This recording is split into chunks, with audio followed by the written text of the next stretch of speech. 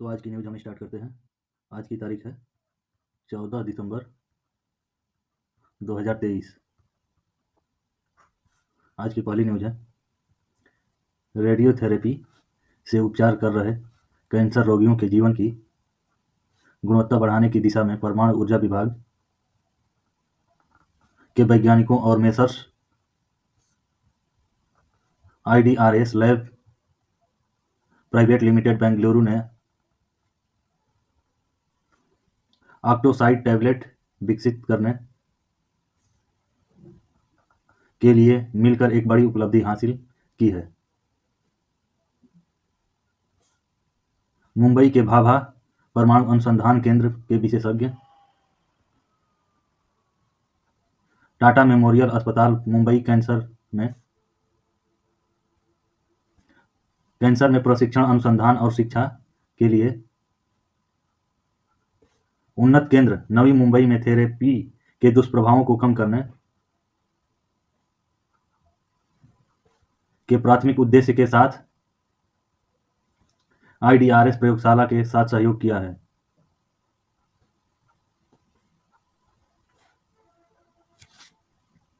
अब आपकी अगली न्यूज़ है, ग्रामीण क्षेत्रों में पैक्स की पहुंच का उपयोग करने के लिए सहकारिता मंत्रालय की पहल पर जल शक्ति मंत्रालय ने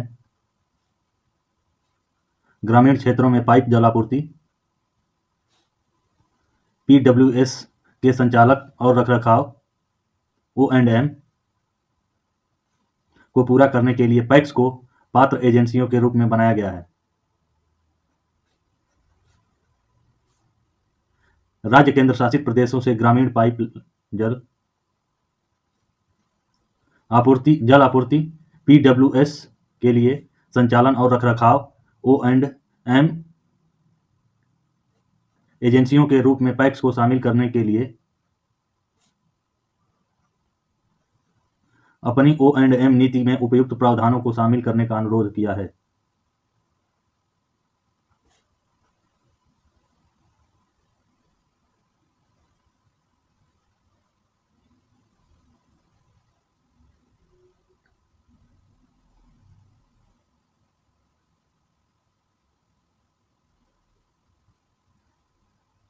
O&M नीति में उपयुक्त प्रावधानों को शामिल करने का अनुरोध किया है।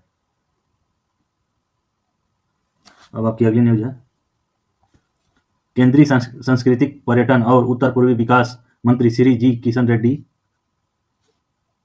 संगीत नाटक अकादमी की अध्यक्ष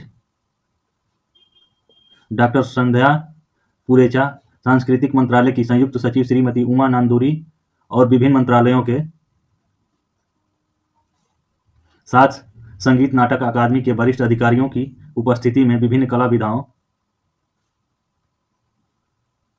के जाने माने कलाकारों ने नई दिल्ली के रविंद्र भवन संगीत नाटक अकादमी में आयोजित एक विशेष समारोह में विलुप्त होने के कगार पर मौजूद दुर्लभ प्रदर्शन कला रूपों के 100 प्रशिक्षण कार्यक्रम औपचारिक रूप से शुरू किए गए। इस विशेष कार्यक्रम में भाग लेने के लिए देश भर से कई गुरुओं और प्रशिक्षकों को आमंत्रित किया गया था।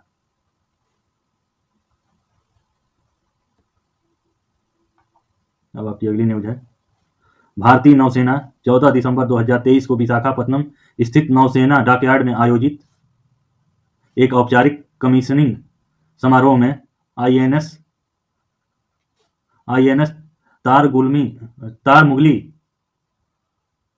INS तारमुगली जो कि तेज गति से हमला करने वाला जलपोत फास्ट अटैक क्राफ्ट है को अपने बेड़े में शामिल करेगी। इस जहाज को अब तक की अपनी विशिष्ट सेवा के दौरान 3 नामों के साथ 2 देशों के झंडे तले काम करने का अनूठा गौरव प्राप्त है। भारतीय नौसेना में INS तिलनचांग एक ट्रिकट श्रेणी के जहाज के रूप में कमीशन किया गया है, जो जलपोत 2006 तक सक्रिय सेवा में था और उसके बाद IOR में राजनयिक स्तर पर संलग्नता आउटरीच के हिस्से के रूप में भारत सरकार द्वारा इसे Maldives national defence force MNDF को दिया गया था। अब आपकी अगली न्यूज है, राज्य मंत्री श्री अजय भट्ट ने नई दिल्ली में हिमालय पर्वतारोहण संस्थान दार्जिलिंग की एक टीम को हरी झंडी दिखाई, जिसने मिशन अंटार्कटिका को अंजाम दिया। ग्रुप कैप्टन जय किशन के नेतृत्व में 21 में शुरू किया गया यह अभियान 3 पर्वतारोहियों की एक टीम द्वारा चलाया गया था। टीम ने देश भर में 7500 वर्ग फुट और 75 किलो वजन का राष्ट्रीय ध्वज फहराया, जिसमें 16,500 फीट की ऊंचाई पर सिक्किम हिमालय में माउंट रेनॉक की चोटी भी शामिल है। इसे एशिया बुक ऑफ रिकॉर्ड और इंडिया बुक ऑफ रिकॉर्ड में पहाड़ पर फहराया गया सबसे बड़े भारतीय राष्ट्रीय ध्वज के रूप में दर्ज किया गया था। अभियान के दौरान टीम ने दक्षिणी ध्रुव की सबसे ऊंची चोटी माउंट विल्सन पीक पर भी तिरंगा लहराया। अब आपकी अगली न्यूज है, शिक्षा का विषय समवर्ती सूची के अंतर्गत आता है और इसलिए केंद्र एवं राज्य सरकारें देश में गुणवत्तापूर्ण उच्च शिक्षा सुनिश्चित करने के लिए विभिन्न पहल करती हैं।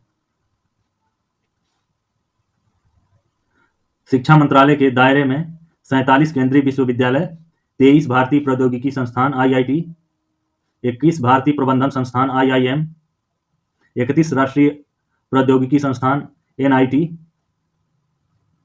25 भारतीय सूचना प्रौद्योगिकी संस्थान IIIT, 7 भारतीय विज्ञान शिक्षा एवं अनुसंधान संस्थान IISER और अन्य उच्च शिक्षा संस्थान आते हैं, जो जनजातीय आबादी सहित देश के सभी वर्गों की शिक्षा संबंधी आकांक्षाओं को पूरा करते हैं। 2 केंद्रीय जनजातीय विश्वविद्यालय, इंदिरा गांधी राष्ट्रीय जनजातीय विश्वविद्यालय अमरकंटक और विजयनगरम स्थित आंध्र प्रदेश का केंद्रीय जनजातीय विश्वविद्यालय है, जो मुख्य रूप से देश के जनजातीय आबादी को उच्च शिक्षा और अनुसंधान संबंधी सुविधाओं के अवसर प्रदान करते हैं। अब आपकी अगली न्यूज है, DWR नेटवर्क की वर्तमान स्थापना के साथ भारत मौसम विज्ञान विभाग IMD ने मौसम की घटनाओं के पूर्वानुमान में भारी सुधार किया है। इसकी कुछ महत्वपूर्ण उपलब्धियां इस प्रकार हैं। पहला, नाउ कास्ट सटीकता यानी तत्काल पता लगाने की संभावना POD 2014 में 61% से बढ़कर 2023 में 91% हो गई है। इसमें दूसरा है, तटीय रडार के कारण चक्रवात की ऐसी कोई घटना नहीं हुई जिसका पता न चला हो। अब आपकी अगला इसमें तीसरा, मैदानी और पहाड़ी इलाकों में भारी वर्षा की घटनाओं का भी बेहतर पता लगाया जाता है और पूर्वानुमान किया जाता है। इसी में अब अगला है चौथा नंबर, इसके अलावा इन DWR के डाटा को विभिन्न अस्थायी और स्थानिक पैमानों पर पूर्वानुमान उत्पन्न करने के लिए विभिन्न अत्याधुनिक क्षेत्रीय और वैश्विक गतिशील सशक्त मॉडल में समाहित किया जाता है। रडार अवलोकन चक्रवात, बारिश, तूफान और तूफान की गंभीरता और को पता लगाने के संदर्भ में स्थानीय स्तर पर मॉडल पूर्वानुमान और चेतावनी को और बेहतर बनाने में मदद कर रहे हैं। अब आपकी अगली न्यूज है, भारत सरकार और एशियाई विकास बैंक ADB ने उत्तराखंड में विद्युत आपूर्ति की गुणवत्ता, दक्षता और विश्वसनीयता में सुधार के लिए एशियाई विकास बैंक ADB से $200 मिलियन का ऋण लेने से संबंधित समझौते पर हस्ताक्षर किए। उत्तराखंड में जलवायु अनुकूल विद्युत प्रणाली विकास परियोजना के लिए ऋण समझौते पर हस्ताक्षर करने वाले में भारत सरकार की ओर से वित्त मंत्रालय के आर्थिक मामलों के विभाग की संयुक्त सचिव सुश्री जूही मुखर्जी और ADB की ओर से डिप्टी कंट्री डायरेक्टर और ADB के भारत रेजिडेंट मिशन के प्रभारी अधिकारी श्री हो यून जियोंग शामिल थे। अब आपकी अगली न्यूज है, रेल मंत्रालय ने 2 डेडिकेटेड फ्रेट कॉरिडोर DFC का निर्माण शुरू किया है। Eastern dedicated freight corridor DFC Ludhiana से सोननगर 1337 किलोमीटर और western dedicated freight corridor WDFC Jawaharlal Nehru port terminal JNPT से दादरी 1506 किलोमीटर तक है। EDFC का निर्माण पूरी तरह से पूरा हो चुका है और WDFC के 1506 किलोमीटर में से 1176 किलोमीटर का काम पूरा हो चुका है। डेडिकेटेड फ्रेट कॉरिडोर बनने से लॉजिस्टिक लागत घटेगी, जिससे नए औद्योगिक केंद्रों और गति शक्ति कार्गो टर्मिनलों का विकास होगा। अब आपकी अगली न्यूज है। वस्त्र मंत्रालय ने जूट मार्क इंडिया लोगो के अनावरण के साथ जूट उत्पादों के लिए प्रामाणिकता और प्रमाणन शुरू किया है। जूट मार्क इंडिया पारंपरिक जूट और जूट के विविध उत्पादों के मूल और उनकी गुणवत्ता पर सामूहिक पहचान और आश्वासन प्रदान करता है।